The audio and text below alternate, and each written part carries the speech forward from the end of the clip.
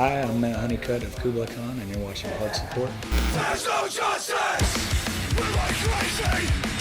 So deep that all this is crazy! Another voice rises with its learning! We push it back like the voice is starting! There's nothing to say! When people are killed daily! I was an incredibly selfish person. I was really arrogant. I didn't really care to understand. I just was so used to, yeah, my mom just lays in bed all day, because she was always really unhappy, and I was a relatively happy child, so I didn't understand what it was or how deeply ingrained in her personality it really was at that point. And that's just how it is, because she never really made attempts to make it known to me what the issue was or how I could help, because there wasn't anything I could do. And she told me later that she thought the most that she could do was to just kind of stay out of my way. Whenever I was in high school, I walked in on her suicide attempt, and she had notes laid out. She had all her money stacked and all this stuff, and she basically said, she was just tired of dealing with it. She couldn't find a way out. She was disabled. She couldn't drive. I was having to do stuff. I had to tie her shoes for her in the morning, a lot of mornings, because she couldn't even feel like doing it. Just stuff that, in my head, like I said, I couldn't wrap my head around.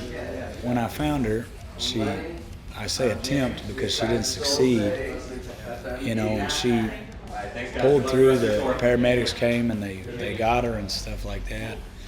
And I remember seeing her in her hospital bed, and I was like, what did I do? What's going on? Is this my fault? I feel awful and all this stuff. And just the one thing that she told me, she was like, imagine having, so little control in your own life that you can't even end it on your terms. And I really took that to heart, because at that point I really was like, this is something that I feel like I will never understand. It's a personal battle that she's been dealing with my entire life. And she honestly did a lot better job at bringing me up and taking care of our family, that I had no idea that it was that severe. It all really kind of snuck up on us, But she ended up going into rehabilitation. After that, things just kind of came to a boiling point, and we didn't really have a good relationship because we didn't talk. The only times we did talk was she would call me if she needed money or something like that. And it got to a point where I was like, I don't want to deal with this anymore. It's something I've been dealing with my whole life, just like her. So I made the very poor decision of kind of pushing her out of my life. And it was one of those deals. At this point, I was already out of school. Our band was touring and stuff like that.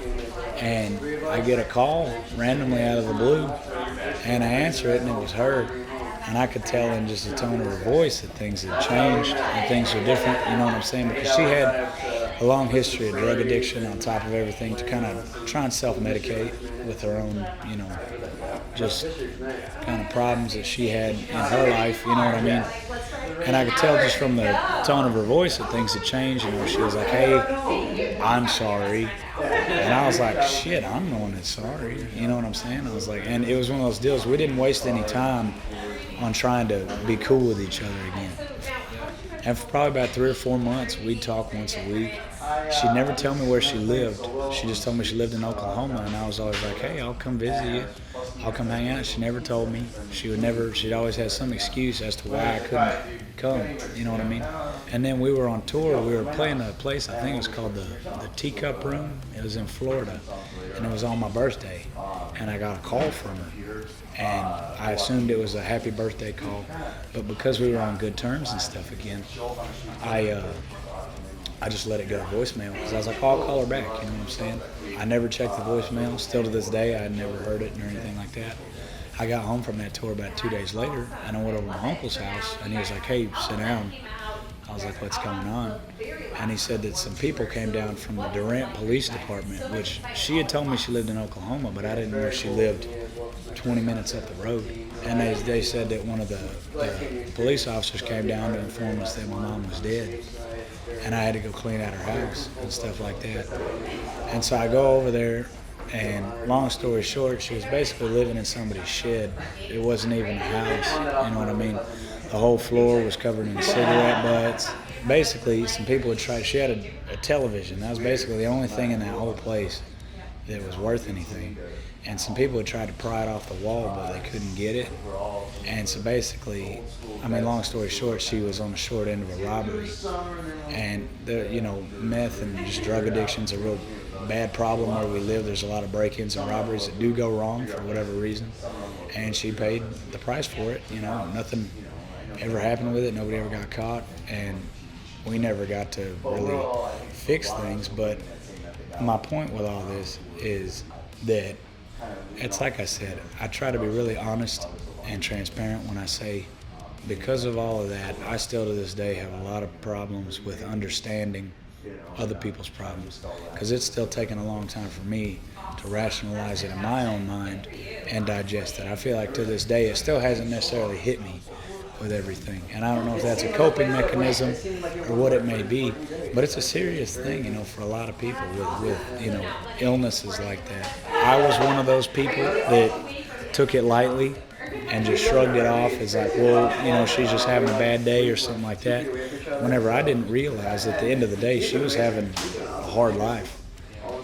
And it hurts because I didn't do too much to fix it. All I really did was put more pressure on the situation, which is why, and it's something I talk about during our set as well, is just, you got to just be more aware, because my whole story with all this is just one big mistake.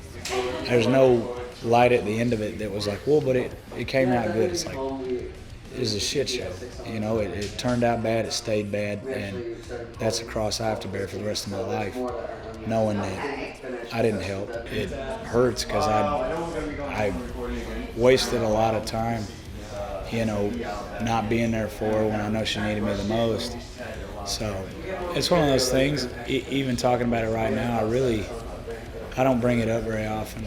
I don't necessarily enjoy talking about it because it's a deep self-reflection of my own, I don't know the right word, just the fact that I wasn't there, and the fact that I was one of those people that really didn't take the time to understand, illnesses that I, just didn't get, and it eventually kind of took its toll with this whole, interview and stuff like that.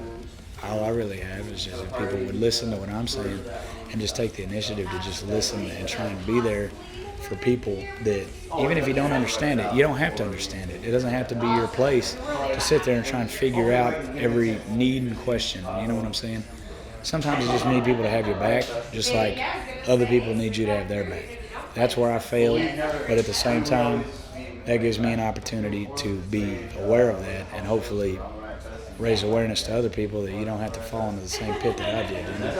If any of you guys out there are dealing with issues as far as loss and blame, I would deeply encourage you to go to forum.heartsupport.com and be able to reach out and possibly talk to people that may be going through the same things as you, because you'd honestly be surprised that you're really not alone in a lot of these situations.